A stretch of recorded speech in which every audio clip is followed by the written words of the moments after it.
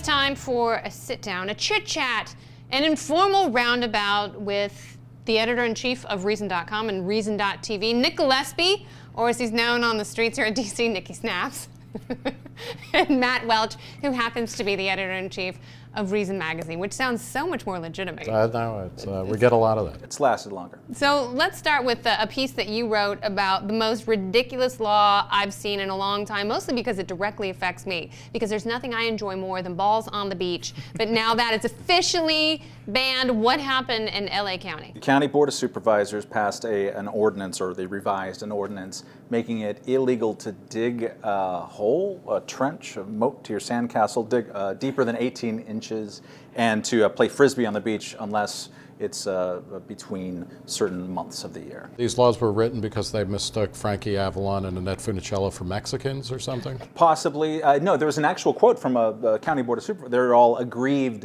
but the spokeswoman said, well, listen, you don't want to be on the beach when a spontaneous game of football breaks out. No, I actually do. I do. I would like to watch that, and I would like to be a part of it. That's actually very enjoyable. It's for me, it's the whole point of California was to goof off at the beach. Throw a frisbee? And maybe throw a frisbee once in a while.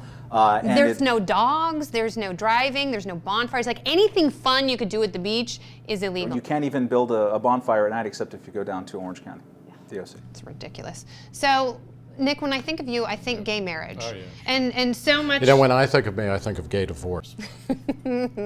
I won't tell Frederick you said that.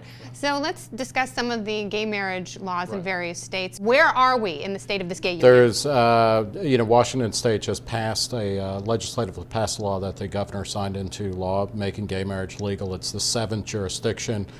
6 states and Washington, D.C. allow gay marriage. When you look at long-held social institutions and social prejudices, when they are actually examined and you're asked to justify them, more often than not, that crumbles away. It happened with gays in the military. It happened with racial segregation. It happened with interracial marriage in Loving versus Virginia in 1967. Like suddenly everyone woke up and said, if we have to justify this on paper, it looks really, really bad. Is it a states' rights issue versus gay marriage? I don't think so, in the sense that the people who say this is something that should be decided at the state level, they don't say that about heterosexual marriage. At some level, everyone is a hypocrite when it comes to federalism. Yes. There is a strong, inclination, and a smart one, to say, let's hash a lot of this stuff out at the local level. Let's not come up with a federal solution. That's fine. But then you have the same politicians who will say that in one breath will then pass the Defense of Marriage Act in 1996. I think when I think of cultural libertarianism, one of the things I think of is the war on drugs,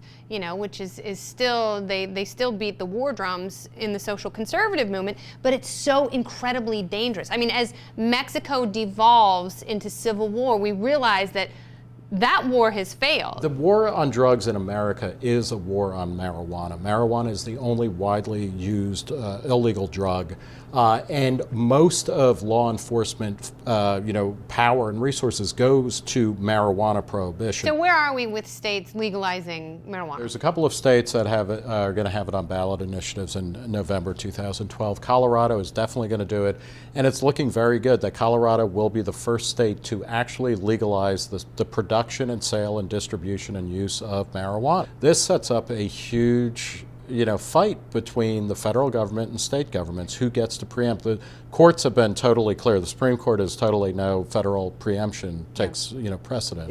It's going to make me sad that Ron Paul is not the Republican nominee, probably more than anything else for that question. What would happen if there was a Republican who wants to legalize heroin running against Barack Obama, who's cracking down on the war on drugs worse than George W. Bush, in a year where there was full legalization on the ballots in places like Colorado and Washington? Have we ever seen such a cultural juxtaposition in presidential politics? No, and this is, the sad thing about the drug war, even more than, the presidential elections come and go, but I mean, the drug war is at Vietnam 1973, and, to remind people of what John Kerry said, who wants to be the last person to die for a mistake.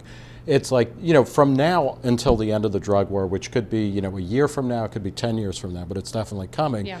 Who are we going to sacrifice to fight, a rearguard action in a losing war? Because that's where we're at. If you want to check into any of these issues, go to Reason.com, whether it's cultural libertarianism, gay marriage, or tossing a frisbee and getting a $1,000 fine. Everything we've talked about, you will find links there. Nick Gillespie, Matt Welch, awesomeness. Thank you.